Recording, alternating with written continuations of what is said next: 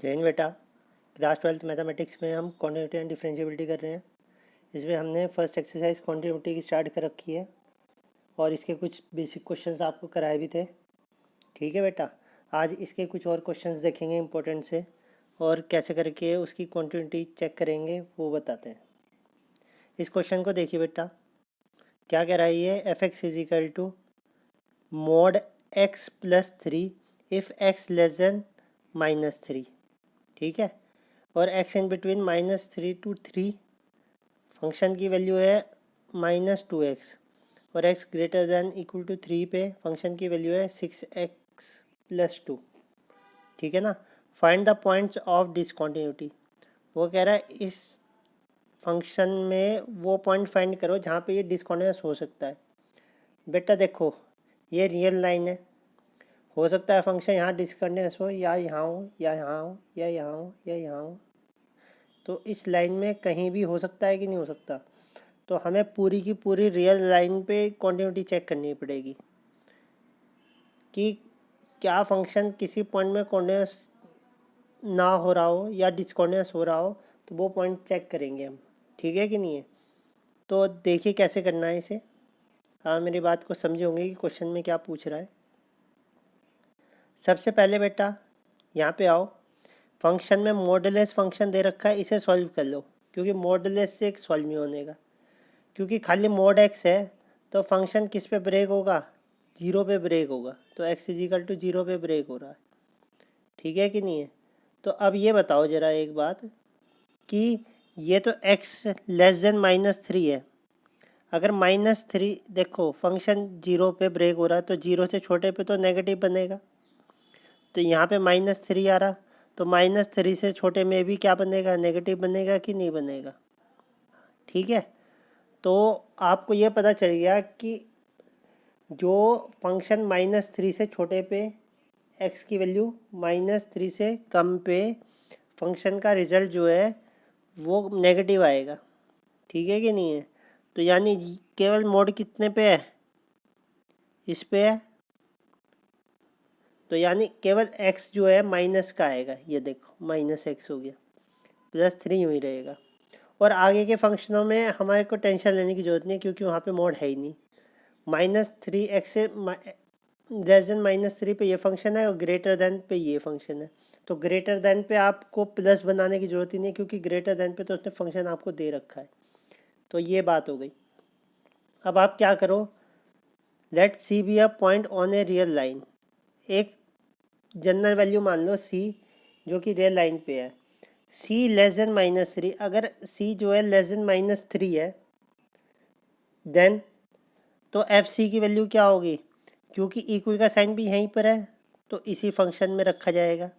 तो -x की जगह पे -c+3 हो जाएगा। ये लो, और लिमिट लगा दो, limit extends to c f x.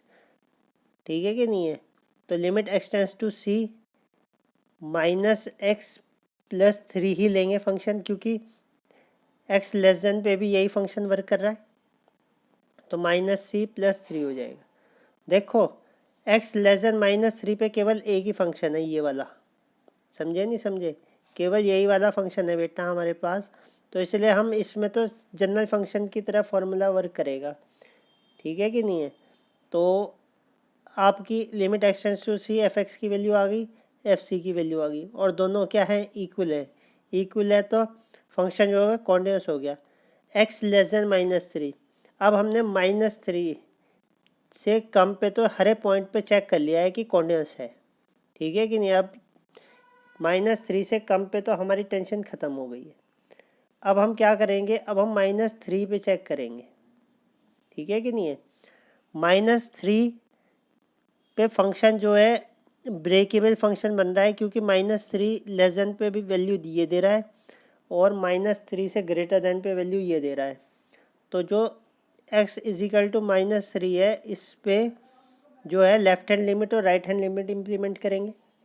तो वैल्यू ऑफ फंक्शन निकालो, f-3 इक्वल का साइन ऊपर है तो -3 इज इक्वल टू 6 आ जाएगा। ठीक है कि नहीं है। अब लेफ्ट हैंड लिमिट में आ जाओ, limit extends to 3 - f(x), -3 - f(x), तो -3 के लिए लेस देन के लिए ऊपर वाला फंक्शन है, तो -x+3 हो जाएगा।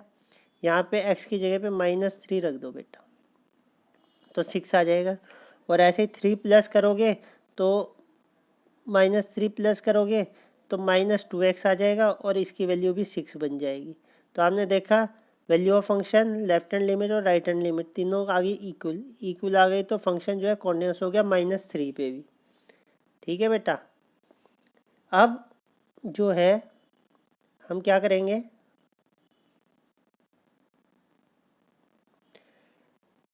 सी जो है -3 से 3 पे चेक करेंगे, इन between -3 to 3, in between -3 to 3 जो है फंक्शन जो है -2x है बेटा, केवल क्या है -2x। तो value of function f c की वैल्यू हो गई -2c। ठीक है कि नहीं है, क्योंकि यहाँ पे ब्रेक तो हो नहीं रहा है, केवल एक वैल्यू दे रखी है -2x। तो limit x tends to t f x लगा दो, -2x रखोगे तो -2c बन जाएगा। तो limit x tends to c f x की वैल्यू एफ सी के इक्वल आ गई, तो फंक्शन जो है इस पॉइंट में भी क्या हो गया, कॉन्टिन्यूस हो गया। ठीक है बेटा। अब यहाँ पे देखिए ज़रा, जो 3 है, अब 3 पे चेक करेंगे। 3 पे जो है ब्रेकेबल फंक्शन है, 3 से लेस देन पे ये वैल्यू दे रहा है और 3 से ग्रेटर देन पे ये वैल्यू दे रहा है। ठीक है कि नहीं है। तो ये जो फोर्थ पार्ट है, फोर्थ केस है, फोर्थ केस में x इज इक्वल टू 3 पे चेक करेंगे, f3 की वैल्यू 20 हो गई, लेस देन 3 पे -6 आ रही है और ग्रेटर देन 3 पे 14 आ रही है। ठीक है कि नहीं है। तो वैल्यूज़ अलग अलग हो गई बेटा। तो left hand limit not equal to right hand limit, तो फंक्शन जो है नॉट कॉन्टिन्यूस हो जाएगा। नॉट कॉन्टिन्यूस का मतलब यहाँ 3 पे हमें डिसकॉन्टिन्यूटी मिल गई है। ठीक है ना। अब 3 से ग्रेटर देन पे आ जाओ। जब 3 से ग्रेटर देन पे आओगे तो फंक्शन जो है 6x+2 है, और c इम्प्लीमेंट करोगे तो 6c+2 हो जाएगा। और वैल्यू ऑफ फंक्शन तो हमें पता चल गया, अब निकाल दो limit x tends to c f x की वैल्यू, तो ये भी 6c+2 आ गया, तो ये भी इक्वल आ गई, तो इस पे भी। तो हमें डिसकॉन्टिन्यूटी केवल एक पॉइंट में मिली है, किस पे, x इज इक्वल टू 3 पे। ठीक है ना। इसके अलावा हर जगह पे क्या है, कॉन्टिन्यूस है। तो इस टाइप से कॉन्टिन्यूटी हर पॉइंट में चेक कर लेते हैं। तो ये एक जनरल क्वेश्चन कराया ताकि आप इस टाइप से हर क्वेश्चन को कर सकें। ठीक है ना, हर पॉइंट में कॉन्टिन्यूटी चेक कर सके। अब इसके बाद नेक्स्ट क्वेश्चन देख लीजिए बेटा, find all the points of discontinuity. ये भी वही है, ये mod x/x है, x नॉट इक्वल टू 0 और 0 पे 0 है। नॉट इक्वल टू 0 है तो बेटा या तो x लेस देन 0 होगा या x ग्रेटर देन 0 होगा, और लेस देन पे साइन जो है माइनस का आएगा, ग्रेटर देन पे साइन जो है प्लस का आएगा। केवल मोड वाले पे आएगा और कहीं नहीं आने का। तो ये कैंसिल हो जाएगा तो -1 बचेगा, ये कैंसिल हो जाएगा तो 1 बचेगा। तो फंक्शन आपको पता चल गया, लेस देन 0 पे -1, 0 पे 0 और ग्रेटर देन पे 1। अब आप इजीली क्वांटिटी चेक कर सकते हैं, 0 से लेस पे, 0 पे और 0 से ग्रेटर देन पे। ठीक है कि नहीं है। ये आपको एक हिंट बताई मैंने करने की, इस टाइप से आप मॉड्यूलस फंक्शन को सॉल्व कर लीजिएगा। समझे बेटा। इसके बाद नेक्स्ट क्वेश्चन देख लेते हैं, ये क्या कह रहा है। इजी है, find the relation between a and b so that the function defined by f x is equal to x+1 और बी x+3 इतना इतना is continuous at x is equal to 3। देखो बेटो, या तो फंक्शन में कॉन्टिन्यूटी पूछता है और या फिर कॉन्टिन्यूटी देता है और वैल्यू पूछता है। यहाँ पे उसने यूँ नहीं पूछा कि फंक्शन की कॉन्टिन्यूटी चेक करो, उसने कहा फंक्शन तो कॉन्टिन्यूस है, किस पे, 3 पे। आप इनके बीच में रिलेशन निकालो। अगर कॉन्टिन्यूस है तो आपकी लेफ्ट हैंड लिमिट और राइट हैंड लिमिट इक्वल होगी कि नहीं होगी बेटा, ये बताओ। ठीक है कि नहीं है। तो आप फंक्शन से लेफ्ट हैंड लिमिट निकाल लो, फंक्शन से राइट हैंड लिमिट निकाल लो, और क्योंकि फंक्शन जो है क्या है, कॉन्टिन्यूस है, तो लेफ्ट हैंड लिमिट जो है इक्वल हो जाएगी किसके, राइट हैंड लिमिट के। तो 3a + 1 is equal to 3b + 3 हो जाएगा, और 3a minus b is equal to 2 हो जाएगा, और a minus b is equal to 2/3 हो जाएगा। तो रिक्वायर्ड इक्वेशन के लिए b को इधर ले आओ, तो a is equal to 2/3 plus b, ये आपका रिलेशन बन जाए। तो अगर क्वांटिटी दे रखी है अपने आप ही उसने, तो आपको केवल इक्वल रखना है, लेफ्ट हैंड लिमिट को किसके इक्वल लिखना है, राइट हैंड लिमिट के। ठीक है बेटा, इस क्वेश्चन में आओ, मोस्ट इंपॉर्टेंट क्वेश्चन है ये। क्या पूछा है, show that the function defined by g x is equal to x minus mod x, sorry mod नहीं है, ये ग्रेटेस्ट इंटीजर फंक्शन है, is discontinuous at all integral points. वो कह रहा कोई भी इंटीग्रल वैल्यू ले लो या इंटीजर मान लो, तो हर पॉइंट में फंक्शन जो होगा क्या होगा, डिसकॉन्टिन्यूअस होगा। ठीक है कि नहीं है। तो g x is equal to x minus greatest integer function of x.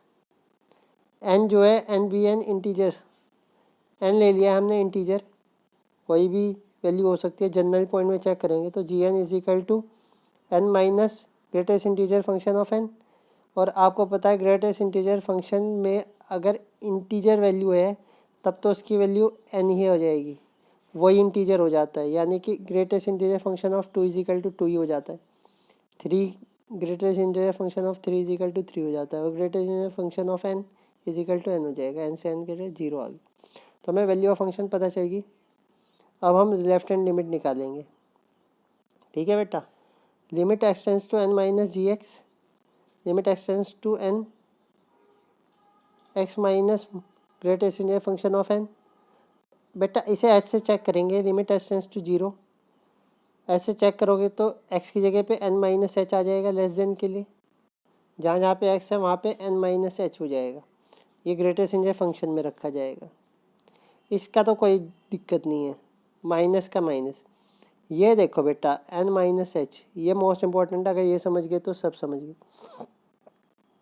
मान लो ये 3 है और मान लो ये 0 0 1 है, ठीक है कि नहीं है। ग्रेटेस्ट इंटीजर फंक्शन क्या कहता है, 2.99 की वैल्यू क्या आती है, उससे पहला इंटीजर आता है, यानी कि 2 आएगा इसका आंसर, ये लो। ठीक है कि नहीं है। तो 3 में से कुछ भी माइनस करोगे तो 2 पॉइंट कुछ बैठेगा, और 2 पॉइंट कुछ का जो इंटीजर वैल्यू है वो 2 होगा, तो यानी कितना कम हो रहा है, 3 से 1 कम हो रहा है। तो वही बात यहाँ पे है कि n माइनस एच, अगर n में से कुछ भी माइनस रिड्यूस हो रहा है, कोई भी छोटा टर्म, तो एक वैल्यू कम हो जाएगी n में से, n माइनस 1, समझे ना।